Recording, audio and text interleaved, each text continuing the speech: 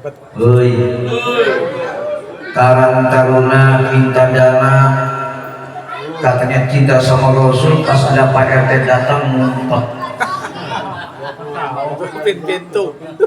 nutup pintu, dia dihorden. Udah gitu ngomong sama anaknya, yang kemarin nanti kalau ada panitia minta sumbangan Pak RT bilangin gua lagi meriang ya. Kayak gitu aja. Coba. Rasul cintanya luar biasa saudara. Kalau sekarang kita mau cinta sama Nabi, cinta sama Rasul, rindu sama Nabi, ternyata 14 abad yang lalu Rasul lebih besar cintanya kepada kita. Betul. Cinta Rasul nggak dusta saudara. Cinta kanjeng Nabi nggak dusta. Beda dengan cinta suami sama bini, kadang-kadang penuh dengan sebuah kedustaan. Sama emak-emak cintanya kadang-kadang dusta sama laki.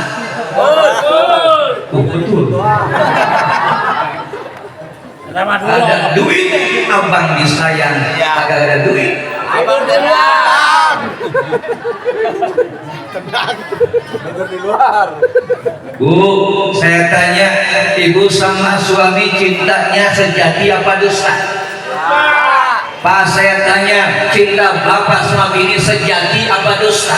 Dulu kita di usia baru menginjak pernikahan, di saat kita pacaran, apa kata suami bini? Mak, cintaku padamu sehidup semati.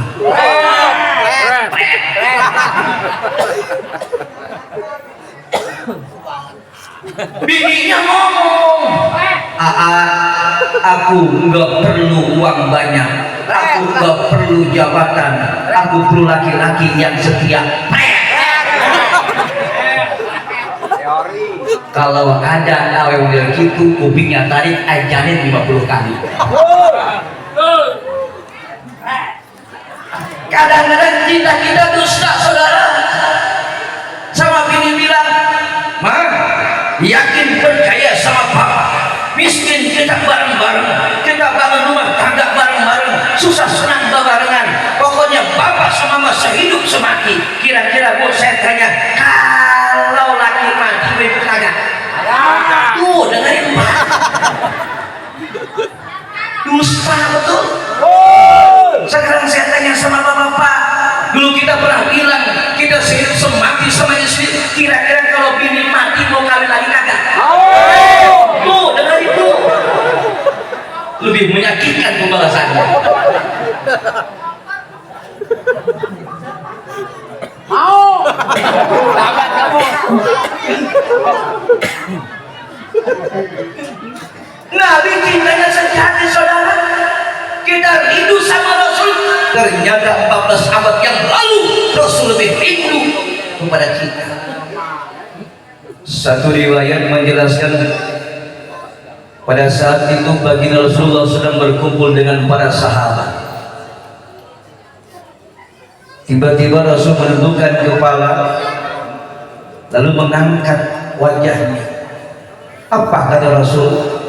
Tidak ada angin, tidak ada petir.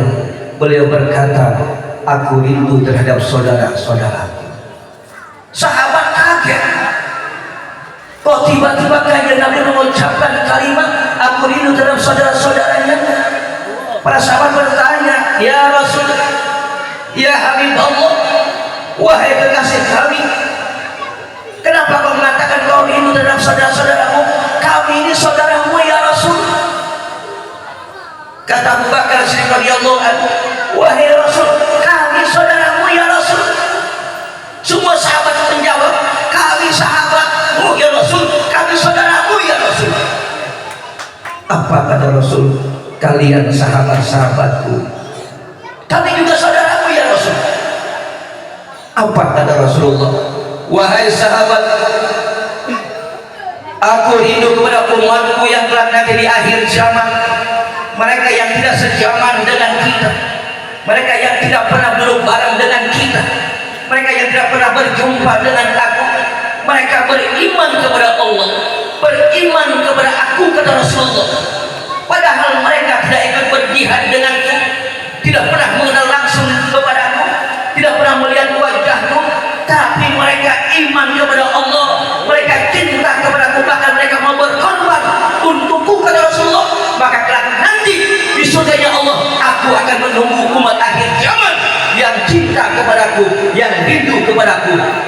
kanjeng Nabi. Ternyata kalau kita bicara cinta, Rasul lebih cinta dibandingkan dengan kita.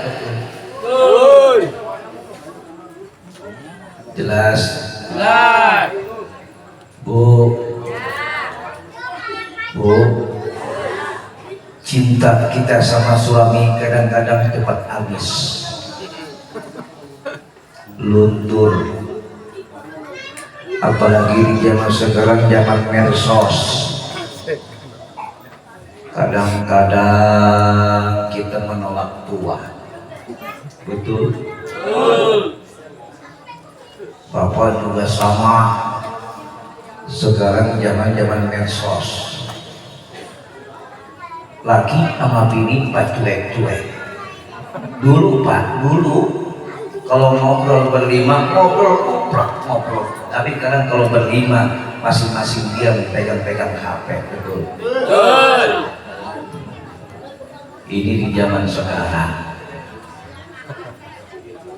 di zaman HP, tidur pegang HP, mau makan pegang HP, remisi dia megang HP, hidro WC juga pegang HP.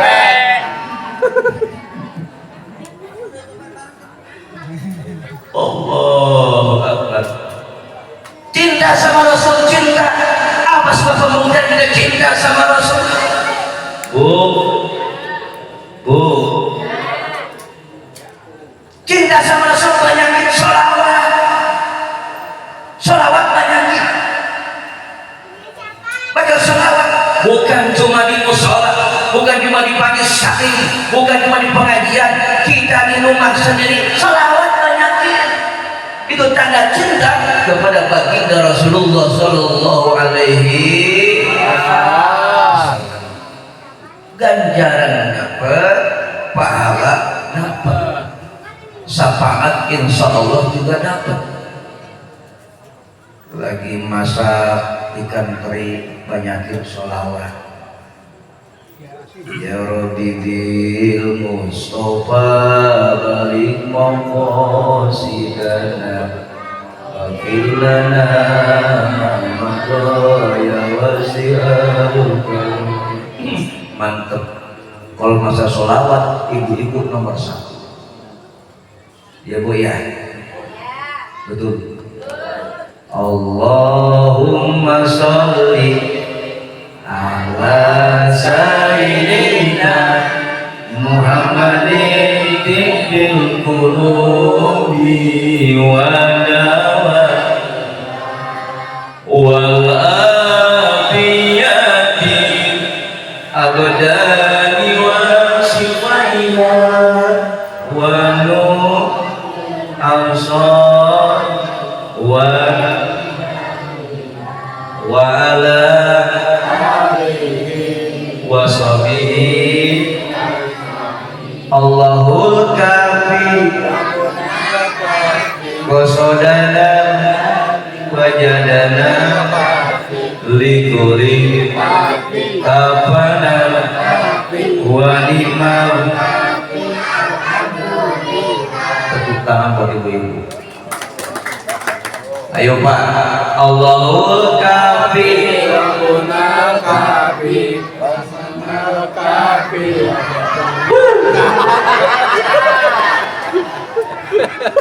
senang banget. Kebanyakan. Ibu-ibu luar biasa. Bu, bapak mah kayak gini nih. Bapak insyaallah nih.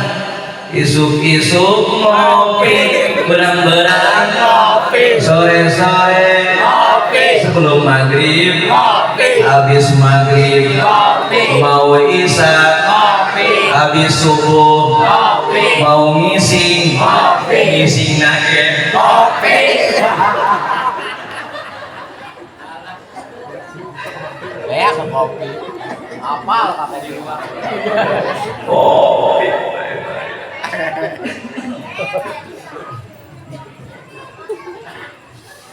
Itu tanda cinta sama Rasul, saudara. Lalu Allah berkata, berfirman, "Qul in kuntum tuhibbunallaha fattabi'uni yuhibbukumullahu wa yaghfir lakum dzunubakum." Qul,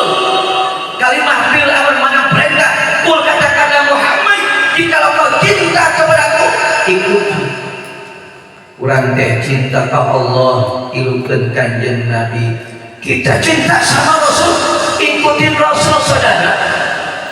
Bukan cuma pengakuan semata-mata kita cinta sama Rasul, tapi ternyata kita dalam kehidupan kita gak sesuai dengan ajaran baginda Rasulullah Sallallahu Alaihi Wasallam.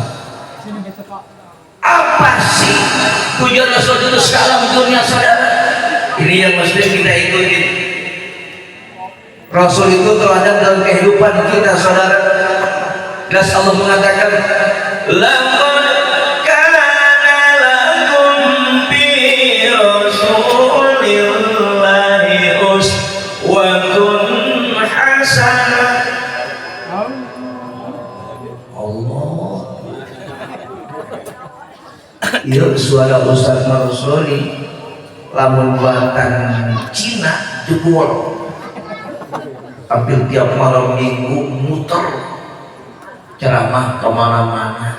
Ke Bogor, muter daerah Bogor. Alhamdulillah saking cinta ke kanjeng Nabi, suara dijaga terus di Allah. Amin. Doakan kula sehat punya. Amin. Doakan kalau negeri. Kepada rezeki. Amin. Ulah ngadoakeun kali diulah. Jadi doakan kita jalan.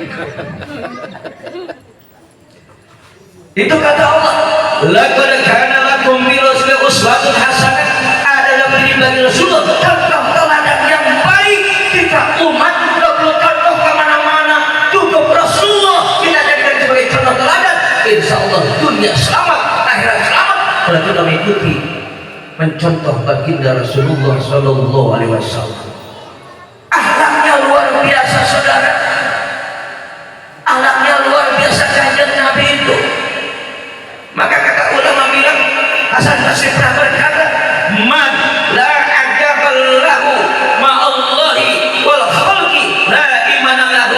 Barang siapa yang tidak beradab, barang siapa yang tidak punya adab ma'allah, dia tidak beradab bersama Allah, dia tidak punya adab bersama kanjeng Nabi, bersama manusia, walaupun dia punya ilmu setinggi langit, walaupun dia kiai, walaupun dia ustaz, walaupun dia ajman, walaupun dia ampuya, tapi kalau dia tidak punya adab, la ilma lahu kadahum, maka sama dia tidak berilmu di hadapan Allah, maka ilmunya tidak memiliki sebuah faedah. Zaman sekarang nggak sedikit kiai-kiai yang mau jadi medsos. Harus mulai ini. Lama nggak mulai. Mulai panas ya. Mulai dah. Panas ya. Mulai panas. Lalu capek lah. Banyak kiai di medsos yang keluar saudara. Hujat sana, hujat sini, caci maki sana, caci maki sini. Kemarin sempat ramai masalah nasab, betul? Betul. Ulama mengakui, ulama dunia mengakui, bahkan guru-guru kita dulu sebelumnya mengakui tidak terputusnya nasab Pahlawi nyambung kepada Rasulullah, tidak terputus. Ada kehidupan yang bikin malu. Hujat sana, hujat sini, bicara di TikTok, bicara di medsos, cari panggung, pengen terkenal, hujat sana, hujat sini. Apa kata hukum bilang? Walaupun dia setinggi langit ilmunya, walaupun banyak ilmunya, walaupun besar keilmuannya, tapi kalau dia tidak beradab, la ilmu lahu, maka dia sama dengan tidak memiliki ilmu. Setinggi apapun akademik yang kita punya saudara, sekolah kita tinggi S2, S3, S4, tapi kalau kita tidak beradab, secara sosial kita bodoh, maka kita akan jadikan orang bodoh di mata orang-orang bodoh. Betul? Terus ulama ulah pikiran nasab, pikiran nasib baik.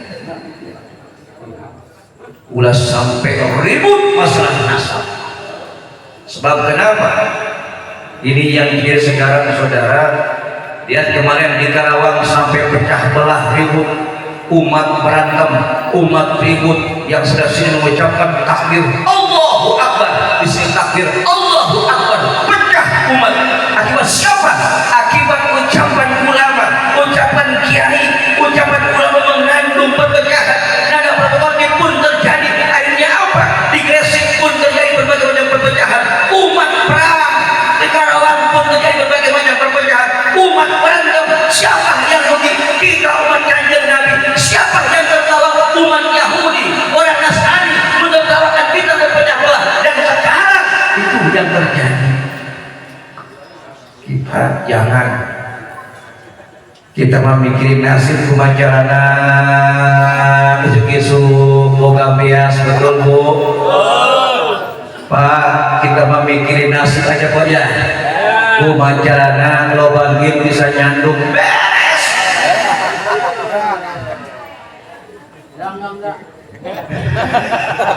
Yang bilang enggak ada bininya di depan.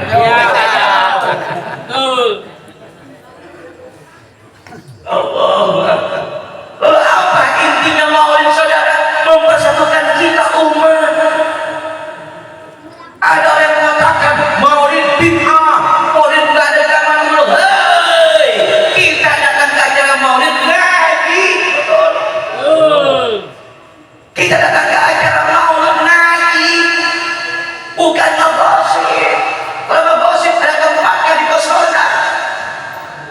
Bu, kita datang ke sini ngaji ajarannya gede. Jangankan kita duduk seperti ini. Ibu lagi nih sosok jualannya. Dapat apa? Ustaz, nggak apa-apa sosok jualan. Anggap aja Ustaz lagi ceramah di tempat bidan lain.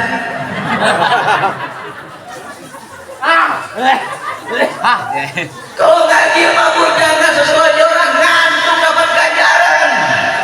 Jangan kita bergerak datang ke pengajian, kita di rumah bergerak di rumah. Apakah semua manintaqala ya'lama ilman gufirul lahu qawla ayat 2. Apakah semua barang siapa yang bergerak dirinya belum dia melangkahkan kaki, baru duduk naik doang mau niat ngaji, apakah semua Allah sudah memberikan ampunan kepada umat Kanjeng Nabi yang datang ke pengajian dan beribadah sekali sebelum dia melangkah dosa Gusti Allah sudah dihapus, alhamdulillah. Apalagi sambil bawa tentengan. Bu, kalau ada acara maulid kita punya rezeki bawa ke panitia, itu bukan buat panitia, buat Kanjeng Nabi. Tuh, betul. Kalau ada orang di belakang. Kita bawa sejeruk-jeruk 2 kilo datang ke panitia. Pak, ini saya sedekah, saya cinta sama Rasul.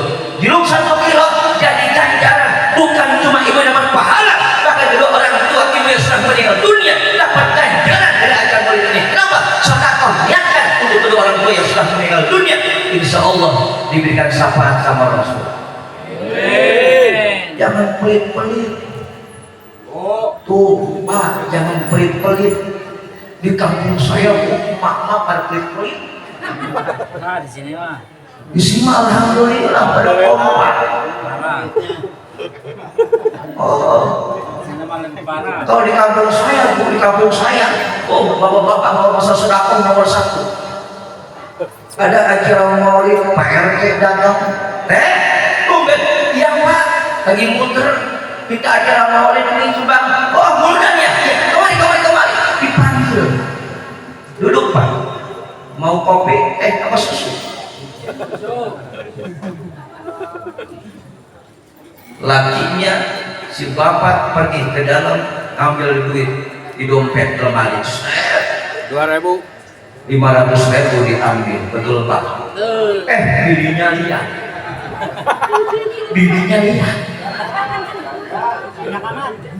Kata bininya, Pak, kebanyakan duit. Iya. Buat siapa? Buat Pak RT. Apa ini? Punya sumbangan berapa? Gopek. Jangan gede-gede ya. Jangan lagi susah. Listrik juga naik, beras juga mahal. Langsung aja gede-gede. Udah kalah sama Pak. Seharusnya Pak, Bu, kalau ada acara mau semangat, ada PRT datang, siapa itu Pak? PRT apa? Minta sumbangan, Bapak kasih berapa? Gope, Mak juga mau ngasih. Kebetulan duit ini diikutan sebulan 200.000. Set. Duit ini diikutan 200.000 dikasih sama Pak RT. Pak RT bilang bukan masalah duitnya, nyelipnya ini.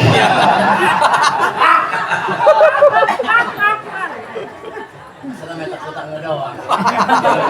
Ya Allah, Gusti. Sebab kenapa saudara? Kalau hari ini kita berkorban untuk kanjeng Nabi, harta yang kita punya kita serahkan untuk Rasulullah, belum seberapa dibandingkan Rasulullah berkorban untuk kita. Kalau hari ini panitia sibuk pasang tenda, pasang panggung, tapi saya lihat dia panggungnya hampir sama di rumah saya kemarin. Ini juga. Cuma di rumah saya lebih mewah. Enak, di sini. Wah. Makanya hubungin Pak RW Mali. Jangan sungkan-sungkan datang ke rumah beliau, orangnya ada deh. Ada. Sekarang panitia bilang saya capek. Ternyata kanjeng Nabi lebih capek dibandingkan dengan umatnya saudara. Di waktu beliau masih hidup, beliau berpikir bagaimana menyelamatkan umat dari panas api neraka. Beliau berdakwah kemana-mana, beliau dihina, beliau dicaci maki, tapi perjuangan beliau bagaikan kanan di tengah lautan tanpa bergeser, walaupun dihembus badai, beliau tetap. Kenapa?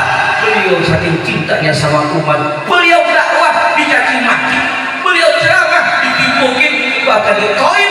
Beliau ceramah, beliau berdakwah, beliau ditipu sampai tanggal giginya. Tapi Rasulullah gak marah saudara. Bahkan Rasul jarang tidur di waktu malam. Kita umatnya gak pernah tahu saudara, kalau kanjeng Nabi tiap malam mendoakan kita umat agar selamat dunia dan akhirat. Di dunia beliau berjuang, bahkan beliau sebelum menghembuskan nafas yang terakhir, Sayyidina Ali mengatakan kanjeng Nabi saat beliau wafat, sebelum terlepasnya secair roh sebelum lepas, bibirnya bergerak. Apa yang diucapkan? Ummati, ummati, ummati, umat kita yang dipanggil. Bahkan nanti dibangkitkan di padang mahsyar, yaumul ba'ats namanya, semua makhluk dibangkitkan. Kanjeng Nabi yang pertama kali dibangkitkan, apa kata Allah? Wahai Jibril, wahai Mikail, wahai Israil, cari makhluk kekasihku Muhammad, cari beliau. Malaikat Jibril turun, dicarilah makam kanjeng Nabi. Setelah menemukan Rasul dibangkitkan saudara, malaikat Mikail dan Israil sudah mempersiapkan mahkota, baju kebesaran surga, burung sudah siap. Lalu Rasulullah dibawa ke surga Allah. Ke surga Allah kanjeng Nabi dibawa, penuh dengan berbagai macam kenikmatan, disambut dengan bidadari. Apa Rasul senang? Enggak. Apa Rasul bahagia? Saudara, tidak saudara. Di saat umatnya belum dibangkitkan, kanjeng Nabi diletakkan di surganya Allah. Apa Rasul senang? Enggak. Enggak bahagia. Apa Rasulullah? Aina ummati, aina ummati, mana umat saya, mana umat saya, kembalikan saya kepada mereka. Rasul dikembalikan saudara, padahal udah enak di surga, tapi yang beliau pikir adalah bagaimana bisa ketemu umat, bisa menyelamatkan umat dari panasnya api neraka. Betul Bu? Itu saking besarnya Rasul cintanya kepada kita. Coba bayangin saudara, kalau kita modal gitu, punya duit 1 miliar, kira-kira datang ke pengajian meninggal. Wah, Bu, kalau ibu sekarang banyak duit sekian miliar, mau duduk bareng nggak di sini? Di mall, jalan-jalan healing. Tapi kadang Nabi tidak saudara, manusia yang paling sibuk di dalam dunia kanjeng Nabi. Beliau sampai bangkit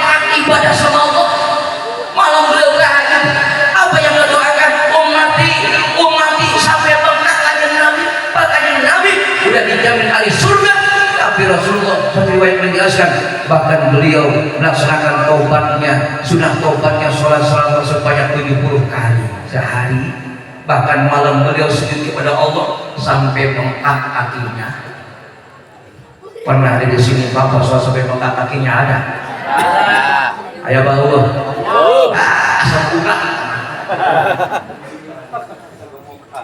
Bu, Masya Allah, itu kanjeng Nabi. Makanya ingin selamat di akhirat, adab kanjeng Nabi, akhlak Rasul kita contoh luar biasa. Nabi kita yang mulia berakhlak luar biasa. Bahkan satu riwayat menjelaskan saking hebatnya akhlak Rasulullah, satu hari kanjeng Nabi laksanakan kisah berjamaah, berkumpullah para sahabat. Setelah berkumpul melaksanakan sholat sunnah obyek isya, tiba-tiba bau kentut. Ada yang kentut sahabat, suaranya tak kedengar tapi baunya kemana-mana. Nah spontan sahabatnya saling memandang, siapa nih yang kentut? Nggak ada yang ngaku, mereka malu. Suaranya nggak ada tapi baunya kemana-mana. Kentut terbagi 4 bagian. Ada kentut yang tidak bersuara tapi baunya nyampe ke dada. Ada kentut bau ada, malunya kemana-mana. Betul Bu? Ada yang tahan ngebas, ada yang buruk, ada yang ikut di belakang.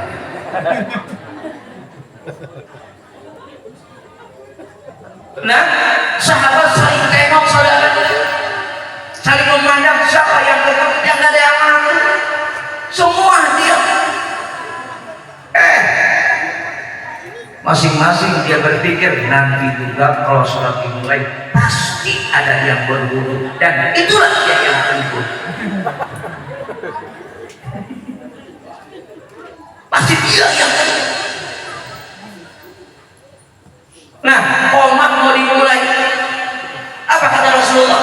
Jangan dulu saudara, sahabat, jangan qomat dulu, jangan mulai dulu. Kenapa? Saya masih punya wudu, tapi saya mau berwudu lagi. Saya belum bakal wudu, tapi saya berwudu lagi. Akhirnya kanjeng Nabi berwudu dan sahabat ikutin semuanya berwudu. Akhirnya yang kentut selamat. Betul? Itu akhlak Nabi sampai ke situ saudara. Akhlak kanjeng Nabi sampai ke dirinya. Menutupi aib orang lain, menutupi aib saudara-saudaranya. Kata hadis, maka Allah nanti akan menutupi aib kita. Beda yang kurang hidup di pengajian baru dengar nyawa darah dia boleh jengkol ada di berarti kurang ngomongnya kelamaan saya ngomong ya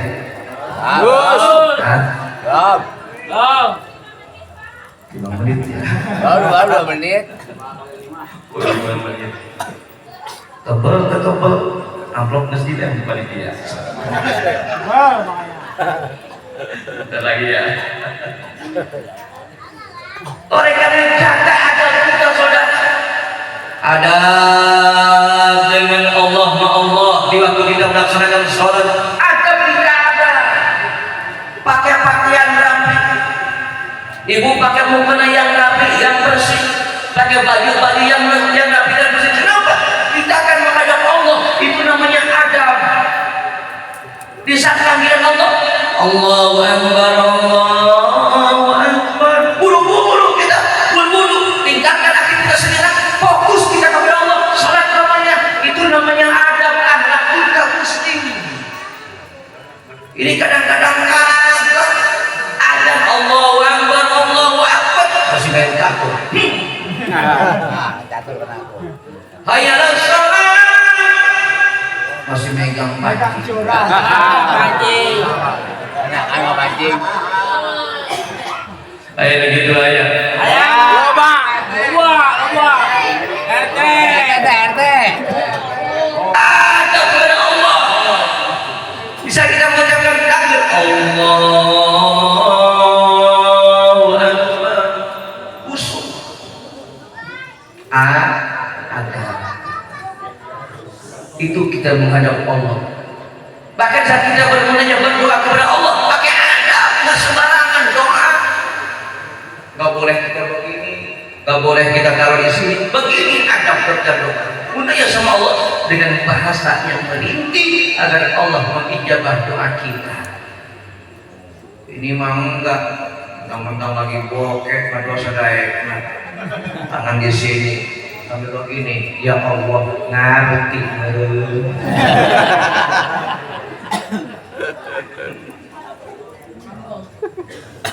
Lalu yang kedua, ada terhadap sesama, terutama sama laki bini harus punya adab.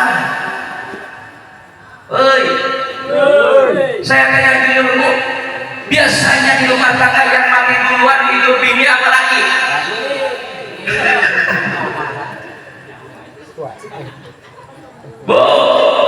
Biasanya yang mati duluan bini apa laki? Laki, katanya Pak. Emang di mana-mana laki yang mati duluan? Kenapa? Tekanan hidup luar biasa. Seorang laki-laki berpikirnya jauh ke depan, 20 tahun yang akan datang sudah berpikir bagaimana untuk membahagiakan anak dan istrinya, bagaimana anak-anak bersekolah, betul? Itu seorang suami menguras energi otaknya sampai ke situ. Makanya yang paling banyak mati duluan laki apa bini? Saya tanya sama ibu, kira-kira ibu pengennya yang mati duluan laki apa bini?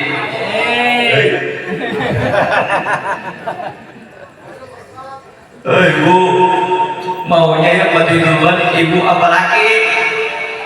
Laki. Tega bener. Biar kawin lagi. Ada. Dan enak kalau kita masing-masing ada dijaga kehidupan tenang.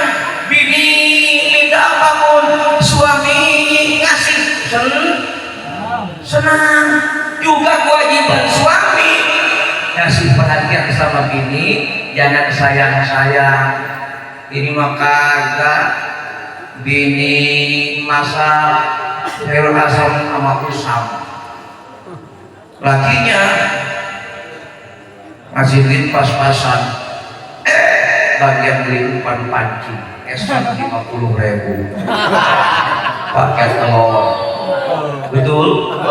Pakai indomie, anaknya makan sampai usap doang pakai keriting sampai keriting. Enak gitu lah ya. Ada dijaga. Suami ibu pulang kerja sambut dengan senyuman saudara. Kira-kira kalau kita pulang kerja bini main HP wewean kuyang kagak? Iya, kuyang bu. Makanya cepat mak.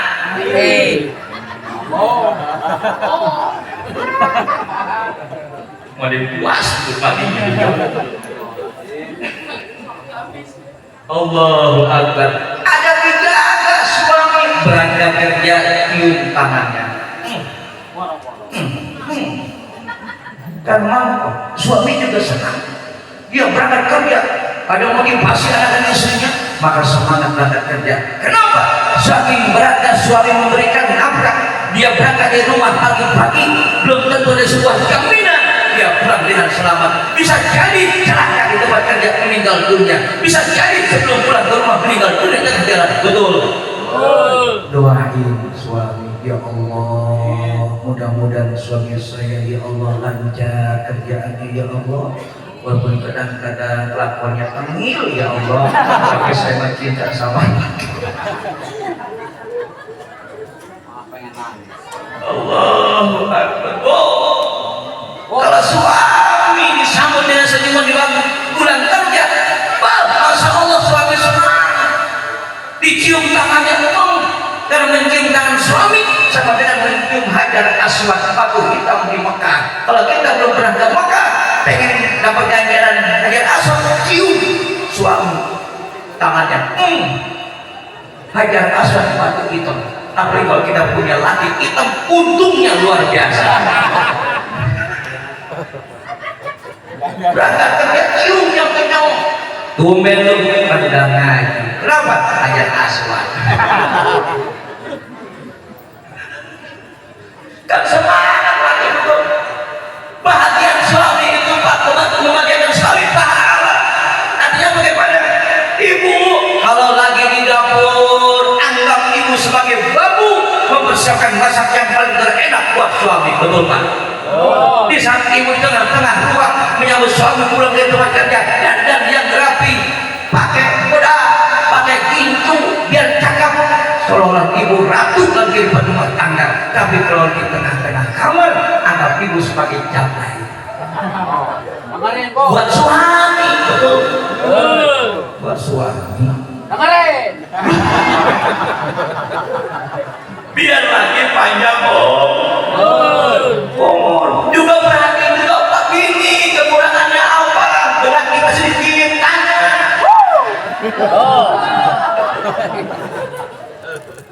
Baju mama kan lagi belum ganti-ganti. Iya Pak, udah ganti besok beli yang baru, beli. Istri juga senang. Kalau istri senang cepat ngon. Kira-kira Pak kalau sudah punya bini montok senang kagak? Tuh senang, makanya modalin. Ini bini pengen sengok, pengen montok, modalin kagak. Tuh dengerin betul.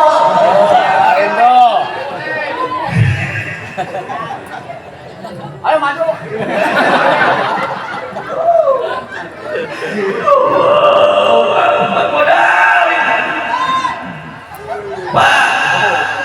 Pak, modalin bini, perhatiin kalau udangnya habis, betul. Kerudungnya perhatiin. Tuh, betul. Cuman harus ada timbal baliknya, Papa. Ya, ibu Papa udah 10 tahun pengen ganti dompetnya. Ini mah kadang-kadang tahu Bu ya, hari pemajikan hayang montok selagi pemberi duit ayam baur. Sebab ini kenapa? Begini Pak, seorang istri akan montok dan sengok bila mana menemukan mekanik suami yang tepat. Begitupun dengan sebaliknya, seorang suami akan gagah dan sehat bila mana menemukan susu ibu yang sehat.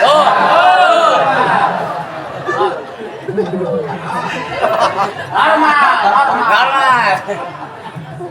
Gasnya punya. Udah kelamaan. Nanti ada balik yang kedua yang terusin kuliah. Intinya malam ini kita berharap besar kepada Allah dan Rasulnya. Semoga kita nanti di hari kiamat di padang mahsyar diberikan sebuah naungan pertolongan syafaat baginda Rasulullah Shallallahu Alaihi Wasallam. Kalau ada sumur ladang boleh kita menumpang lagi. Kalau ada umur panjang kita mandi lagi. Wassalamualaikum warahmatullahi wabarakatuh.